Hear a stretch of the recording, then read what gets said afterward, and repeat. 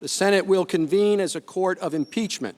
As the impeachment trial President Trump got underway, a fierce battle over the rules that will govern the trial broke out, with the Republican majority saying their trial rules closely mirror the last impeachment 20 years ago. The process was good enough for President Clinton, and basic fairness dictates it ought to be good enough for this president. The rules are not even close to the Clinton rules. At issue is what evidence and witnesses the Senate will be able to see as it decides if President Trump withheld military money and a White House meeting from Ukraine until that country announced an investigation into political opponent Joe Biden and his son, and then whether or not the president obstructed the investigation into the Ukraine matter.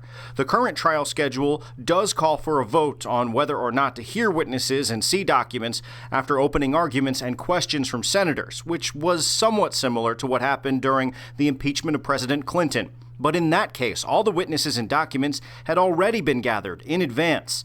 Democratic House impeachment managers led by Adam Schiff argues the president has made that impossible this time and says the Senate has a right to gather new evidence. His resolution requires the House to prove its case without witnesses, without documents, and only after it's done will such questions be entertained, with no guarantee that any witnesses or any documents will be allowed even then. The president's legal team fired back, saying the president has every right to block witnesses and documents under executive privilege, and that the president was treated unfairly during the House impeachment process. The notion that invoking your constitutional rights to protect the executive branch, that is obstruction. That is our patriotic duty